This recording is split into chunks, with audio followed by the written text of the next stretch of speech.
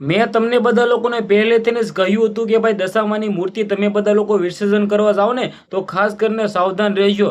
જે આ મિત્રો વાત કીધો સૌથી મોટા સમાચાર મળી રહ્યા છે, આ સમાચાર વિશે વાત કરવા જઈ રહ્યો છું, જેમની અંદર મિત્રો વાત કીધો બે યુવક, જે આ મિત્રો વાત કીધો તમે વિચાર કરી શકો છો કે દશામાના મૂર્તિની વિસર્જન કરવા માટે મેં તમને પહેલેથી જ કહ્યું હતું કે ખાસ કરીને તમે બધા લોકો સાવચેતી રાખજો, સાવધાન રહેજો। બે પરિવારના લોકોએ હાથ ધોઈ નાખ્યા, કારણ કે બે યુવકની સાથે જે થયું છે ને, જે આ મિત્રો વાત કરી સાબરકાંઠા અને મહેસાણાની સરહદે આવેલું સપ્તેશ્વર નજીક સાબરમતી નદીમાં દશામાની મૂર્તિનું વિસર્જન કરવા ગયેલ મહેસાણા જિલ્લાના બે યુવકોને નદી ઊંડા પાણીમાં ડૂબી જવાના કરુણ મોત નીપજ્યા છે। ઘટનાની જાણ થતાં ઈડર, હિંમતનગર અને વિજાપુર ફાયર બ્રિગેડની ટીમ ઘટના સ્થળે દોડી આવી હતી અને ભારે જમશદ બાદ બંને યુવકનો મૃતદેહ બહાર કાઢ્યો હતો।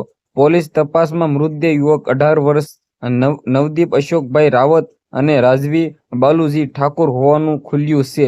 પવિત્ર શ્રાવણ માસ દરમિયાન સપ્તેશ્વર મહાદેવના ધામે સર્જાયેલ આ દુઃખદ ઘટના પગલે મૃતક યુવાનોનો પરિવારજનોમાં ભારે આક્રોશ છવાઈ ગયો છે। સાંભળી લીધું ને, તમને બધા લોકોને મેં પહેલેથી જ કહ્યું હતું કે તમે બધા લોકો ધ્યાન રાખજો, સાવચેતી રાખજો, કારણ કે દશામાના મૂર્તિ વિસર્જન કરતી વખતે ભાઈઓ જેવી મિત્રો કીધો ઘટનાઓ ન ઘટતી, આની પહેલા પણ ઘટનાઓ ઘટી છે અને હાલ પણ મેં તમને બધા લોકોને પહેલેથી જ કહ્યું હતું સાવચેતી રાખવાનું કહ્યું હતું, સાવધાન રહેવાનું કહ્યું હતું, પણ તમે બધા લોકોએ ન સુધર્યા, ન સાંભળ્યા। બે લોકોના જીવ ગયા છે, જે આ મિત્રો કીધો બે લોકોના। ખાસ કરીને મિત્રો દુઃખની સાથે વિડીયો બનાવવો પડ્યો છે, કારણ કે દશામાના વ્રત ચાલતા હતા અને 10મા 11મા દાડે દશામાના મૂર્તિની વિસર્જન કરવા જતા અને આવા સમાચાર મળે તો ખૂબ જ દુઃખની ઘટના કહેવાય। પરંતુ બે યુવકના મિત્રો કીધો અવસાન થયા છે, ખૂબ જ દુઃખની ઘટના કહેવાય। ખાસ કરીને કમેન્ટની અંદર ઓમ શાંતિ લખી દેજો અને આવું મિત્રો કીધો આવતા વર્ષે ન થાય એ પણ ધ્યાન રાખજો, કારણ કે દર વર્ષે મિત્રો આવી ઘટનાઓ ઘટતી હોય છે, જેમની અંદર લોકો વિસર્જન કરવા જતા હોય છે અને આવું જોવા મળતું હોય છે, આવા સમાચાર આવતા હોય છે। વિડીયો શેર કરો, ફોલો કરો, સબસ્ક્રાઇબ કરો આજના વિડીયોમાં। ત્યારે જ આપણે એક નવા વિડીયો મળી।